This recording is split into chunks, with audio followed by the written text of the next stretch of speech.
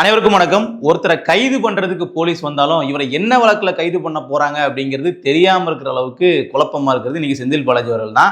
ஏன்னா அவர் மேல இருக்கக்கூடிய வழக்குகள் அத்தனை இருக்கு. கிட்டத்தட்ட 2011-16 காலகட்டத்தில் போக்குவரத்துறை அமைச்சராக இருக்கும் பொழுது வேலை வாங்கி கொடுப்பதற்கு பணம் லஞ்சமா வாங்கினதா சொல்லி ஒரு வழக்கு, கேஷ் ஃபார் ஜாப்ஸ் அப்படிங்கிற கேட்டகரியில் அது லஞ்ச ஒழிப்புத்துறையிலையும் இருக்கு. அதே மாதிரி ஈடிக்கிட்டையும் இப்போ போயிடுச்சு.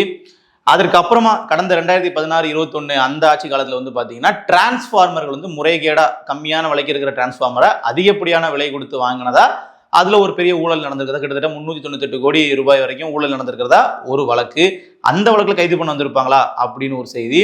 இல்ல கடந்த ஆட்சியில 1000 கோடி வரைக்கும் ஊழல் நடந்த டாஸ்மாக்லையும் இவர் டாஸ்மாக் துறைக்கு அமைச்சராக இருக்கும் பொழுது ஒரு ஊழல் நடந்திருக்கு, அதுல இவருக்கு சம்மந்தம் இருக்கு அப்படிங்கிற மாதிரி ஒரு வழக்கு போயிட்டு இருக்கு. அது இடி உச்சநீதிமன்றம் வரைக்கும் போயிட்டு நிலுவையில் இருக்கு.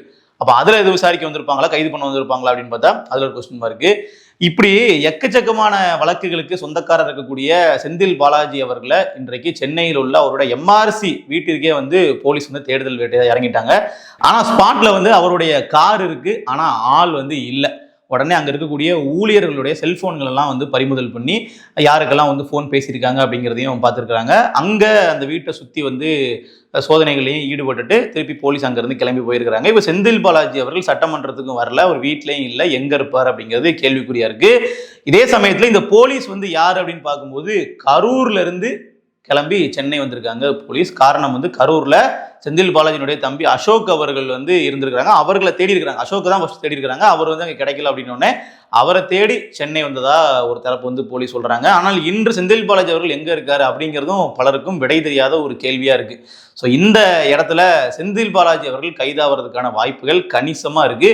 கிட்டத்தட்ட சில நாட்களில் செந்தில் பாலாஜி அவர்கள் கைது செய்யப்படுவார் அப்படின்னு எதிர்பார்க்கப்படுது. காரணம் என்ன அப்படின்னா, சமீபத்தில் தான் இடி தமிழக அரசுகிட்டையும் சரி ஆளுநர்கிட்டையும் சரி செந்தில் பாலாஜியினுடைய வழக்கை விசாரிப்பதற்கு அனுமதி வாங்கினாங்க. இடி தரப்புல இருந்து பாத்தீங்கன்னா தமிழக அரசு லஞ்ச ஒழிப்புத்துறை சார்பாக போடப்பட்ட வழக்குல நாங்க உள்ள வர்றோம், எங்களுக்கு விசாரிப்பதற்கு முதலான உரிமை கொடுங்க அப்படிங்கிற மாதிரி கோரும்போது முதல்ல தமிழக அரசு ஓகே சொல்லிருச்சு. அதற்கு அப்புறமா ஆளுநர் தரப்பும் பாத்தீங்கன்னா அனுமதி கொடுத்துட்டாங்க. கிட்டத்தட்ட எப்படி இயங்குறாங்க அப்படின்னா, தமிழக அரசு அப்படிங்கிறது இப்ப புது கவர்மெண்ட், திமுகவுக்கு ஒரு எதிரான ஒரு கவர்மெண்ட். அதே மாதிரி மத்தியில பிஜேபி இருந்தாலும் இங்க இருக்கக்கூடிய திமுக தாவேக ரெண்டு அரசையுமே பெரிய அளவுல அவர்கள் பகச்சிக்க மாட்டாங்க. ஸோ அப்போ என்ன பண்றாங்க அப்படின்னா, தாவேக அரசு முதல்ல என்ன பண்றாங்கன்னு பார்த்துட்டு அதுக்கப்புறமா சென்ட்ரல் அனுமதி கொடுத்துருக்காங்க. ஆனா இப்போ சென்ட்ரல்ல இருக்கக்கூடிய பிஜேபிக்கு செந்தில் பாலாஜி அவர்கள் தேவைப்படுறாரு. அதுதான் இங்க ஒரு பெரிய ஒரு முக்கோண அரசியலா மாறி நிக்குது. செந்தில் பாலாஜி அவர்கள் திமுக தரப்புல இருந்து இதற்கு அப்புறம் அரசியல் பண்ண மாட்டாரு அப்படிங்கிறது கிட்டத்தட்ட அனைவருமே சொல்லக்கூடிய விஷயமா இருக்கு. ஏன்னா அவருக்கு அதிமுக தரப்புல இருந்தும் பிஜேபி தரப்புல இருந்தும் ஒரு பெரிய ஆஃபர் ஒன்று கொடுத்துருக்குறாங்க. என்ன அப்படின்னா, இப்ப அதிமுக ஒரு அழியக்கூடிய தருவாயில நோக்கி போயிட்டு இருக்கு. கிட்டத்தட்ட அதிமுக இருந்து பல எம்எல்ஏக்கள் விலகி தாவைக்களை இணைகிறாங்க. தாவைக்களை இணையிறது மட்டும் இல்லாம இவர்கள் போகும்போது அவர்களுடைய தொண்டர்களையும் மொத்தமா அப்படியே கூட்டிட்டு போயிடுறாங்க. அது செங்கோட்டையன்ல தொடங்கி இப்போ விஜயபாஸ்கர் அவர்கள் வரைக்கும் தொடர்ந்துட்டே இருக்கு. ஸோ இப்படியான சூழல்ல அதிமுகவை மீட்டெடுக்கணும் அப்படின்னா செந்தில் பாலாஜியை கட்சிக்குள்ள சேர்க்கணும் அப்படிங்கிறது எடப்பாடி அவர்கள் போடக்கூடிய ஒரு ஸ்கெட்சா இருக்கு. ஸோ அது எடப்பாடி அவர்கள் எப்படி அதை திட்டமிடுறாங்க அப்படின்னா, சும்மா ஏதோ பணத்தை கொடுத்துலாம் அப்படி உள்ள கூட்டு வந்துட முடியாது. நாங்க அதிமுகவில் எனக்கு அப்புறமா பொதுச் செயலாளரா நீங்க இருக்கலாம், இங்க வாங்க அப்படிங்கிற மாதிரி சொன்னதெல்லாம் பத்திரிகை செய்திகள். அப்ப அது எவ்வளவு பெரிய ஆஃபர் அப்படிங்கிறத பாருங்க. நிச்சயமா திமுகவில் என்னதான் ஒரு செந்தில் பாலாஜி அவர்கள் இயங்கினாலும் தலைமை பொறுப்பு வரைக்கும் அவரால் போக முடியுமா அப்படின்னு பாத்தீங்கன்னா அதற்கான வாய்ப்புகள் இல்லை. நிச்சயமா அங்க தலைமை பொறுப்பு அப்படிங்கிறது ஒன்லி ஃபார் ஸ்டாலின்ஸ் ஃபேமிலி தான். இதுக்கு முன்னாடி கருணாநிதி, இப்போ ஸ்டாலின் அவர்கள், அடுத்து உதயநிதி, இன்பநிதி, அப்படிதான் போகும் ஹையரார்கி. இவர்கள் எந்த இடத்துலையுமே உள்ள பெரிய அளவில் போக முடியாது. அதுவும் இன்றைக்கு திமுகவினுடைய எதிர்காலமும் சேர்ந்தா ஒரு கேள்விக்குறியா இருக்கு. அதிமுக மட்டுமே அழிஞ்சிட்டு இருக்குன்னு இல்லை, திமுகவும் சேர்த்தா பாத்தீங்கன்னா பெரிய அளவில் தாக்குதலுக்கு உள்ளாயிருக்கு தாவைக்காவல. அப்ப அந்த அடிப்படையில இப்ப அதிமுகவுக்கு வரும் பொழுது எடப்பாடிக்கு ஒரு பவர் பேக்கப் தேவைப்படுது. கிட்டத்தட்ட தொண்டர்கள் மற்ற அடிமட்ட நிர்வாகிகள்லாம் எடப்பாடி அவர்கள் பக்கம் தான் நிக்கிறாங்க இப்போ வரைக்குமே. ஆனா அதிமுகவில் உள்ள இரண்டாம் கட நிர்வாகிகள் எல்லாருமே எடப்பாடி அவர்களுக்கு எதிராகவே ஒரு மனநிலையில் இருக்கிறாங்க. இன்னும் சொல்ல போனா எஸ்பி வேலுமணியா இருக்கட்டும், சி சண்முகமா இருக்கட்டும், இவர்கள் எல்லாருமே பாத்தீங்கன்னா வெளிப்படையா எடப்பாடி பழனிசாமி அவர்களுக்கு எதிராக போர்க்குடி தூக்கியத்தோட தலைமையை மாத்தணும் அப்படிங்கிற ஒரு புள்ளியில் ரொம்ப உறுதியா இருக்கிறாங்க. அதனுடைய வெளிப்பாடு தான் சவுக்கு சங்கர் அவருடைய சமீபத்தை பேட்டி கூட எஸ்பி வேலுமணி, சி சண்முகம் அவர்களுடைய கருத்தை தான் சவுக்கு சங்கர் அவர்களும் பேசியிருந்தார். ஸோ இப்படியான கிரைசிஸை சமாளிக்கணும் அப்படின்னா செந்தில் பாலாஜியை உள்ள கூட்டு வந்து அவரை வந்து 2ஆம் கட்ட தலைவராக வந்து ப்ரொஜெக்ட் பண்ணலாம்.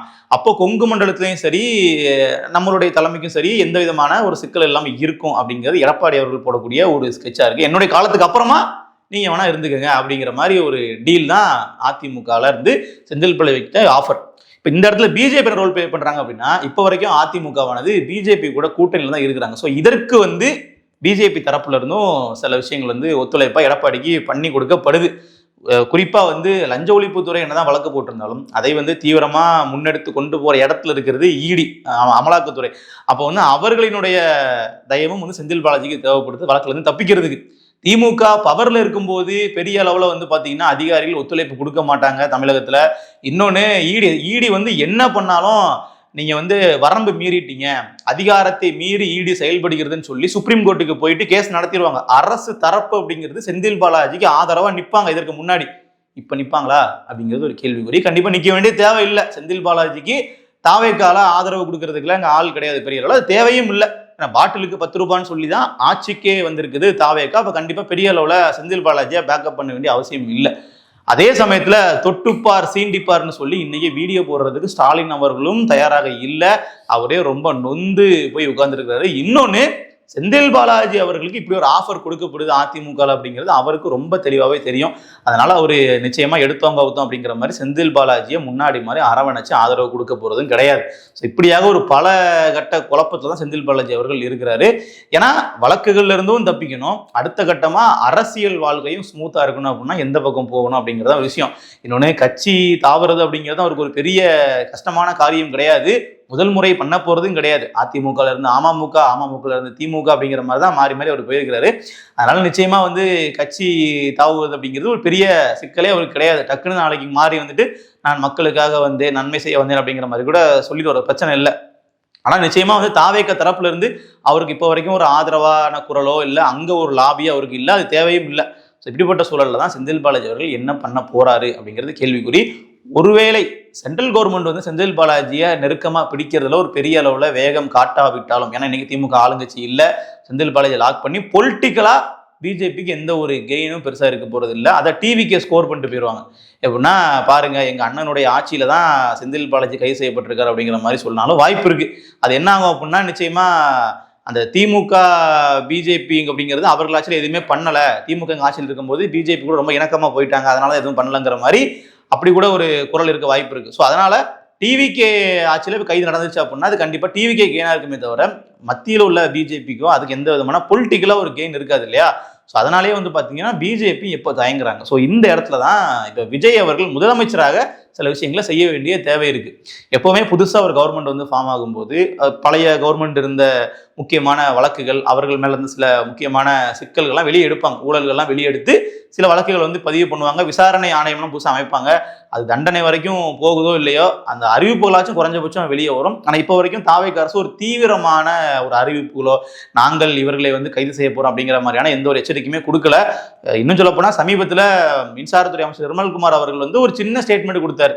நாங்கள் வந்து பார்த்தீங்கன்னா தப்பு செஞ்ச யாரையுமே விட மாட்டோம், கண்டிப்பாக தண்டனை வாங்கி தருவோம், குற்றவாளிகள் தண்டிக்கப்படுவார்கள்னு சொல்லி இந்த இபியில் டிரான்ஸ்ஃபார்மர் முறைகேட்டில் முதற்கொண்டு செந்தில் பாலாஜியோட பெயரை சொல்லி அவர்கள் வந்து சம்மந்தப்பட்டிருக்கிறதா தகவல் இருக்கு, நிச்சயமா நடவடிக்கை எடுப்போம் அப்படிங்கிற மாதிரி சொல்லியிருந்தாரு. ஸோ கிட்டத்தட்ட அதுதான் அவர்களுடைய அந்த ஒரு ஸ்டேட்மெண்டா இருக்கு. அதை சொன்னது மாதிரி அவர்கள் நடவடிக்கை எடுத்தாங்க அப்படின்னா, ஏன்னா அதுக்கான ஸ்கோப் வந்து பெரிய லெவலில் இருக்கு. கிட்டத்தட்ட இடி வந்து விசாரணை கைதியாகவே செந்தில் பாலாஜி அவர்களை ஓராண்டுக்கு மேல சிறையிலே வச்சிருந்தாங்க. ஸோ அந்த மாதிரி வந்து ஒரு கைது நடவடிக்கைகள் எடுத்தாங்க அப்படின்னா அது தாவேக்கா அரசினுடைய அதிரடியாக தான் பார்க்கப்படும். எவ்வளவு தூரம் வந்து அவர்கள் ரொம்ப தீவிரமா செயல்படுறாங்க, அவர்கள் வந்து பழைய ஆட்சியில் இருந்த ஊழல்வாதிகள் எல்லாம் கைது பண்றாங்க அப்படிங்கிற மாதிரி ஒரு பேரத்தை வாங்கி கொடுக்கும். ஆனா இப்போ வரைக்கும் தாவேக்கா அரசு தீவிரமா செயல்படலை. இன்னும் கிட்டத்தட்ட 1 மாத காலம் தான் ஆட்சி, உடனே பெருசாக அவசரப்படுறதுக்கு ஒன்றும் இல்லை. அதை அவர்கள் சரிவர கரெக்டாக வந்து பிளான் பண்ணி செந்தில் பாலாஜி போன்ற நபர்கள் எல்லாம் வந்து கைது பண்றாங்க. செந்தில் பாலாஜியோட தம்பி அவருக்கு வலதுகரமா இருந்து பல விஷயங்கள் வந்து பண்ணார் கடந்த ஆட்சியில, இப்படிங்கிற மாதிரி ஒரு பெரிய கூடாரமே வரும் இல்லையா. இன்னொன்று செந்தில் பாலாஜி அவர்களை வந்து அவர்கள் தூக்குனாங்க, கைது பண்ணாங்க அப்படின்னா ஸ்டாலின் அவர்கள் முதற்கொண்டு இதுல வந்து தொடர்பு இருக்கும். நிச்சயமா அவர்கள் வரைக்கும் இந்த நெட்வொர்க் வந்து போகும். ஏன்னா இப்போ டாஸ்மாக்ல வந்து பாட்டிலுக்கு 10 ரூபாய் வாங்குறாங்க, டாஸ்மாக்ல வந்து எக்கச்சக்கமான முறைகேடுகள் நடக்குது. அந்த பில்லிங்ல இருந்து இந்த ஸ்டாக் வந்து ப்ரொக்யூர் பண்றதுல இருந்து அந்த டெண்டர்ல இருந்து எல்லாமே வந்து முறைகேடுகளா நடக்குது. இன்னும் சொல்ல போனா கடந்த ஆட்சியில் வந்து ரத்தீஸ் அப்படிங்கிற நபரை பற்றி கூட அதிகமாக பேச்சு வந்துட்டு இருந்துச்சு.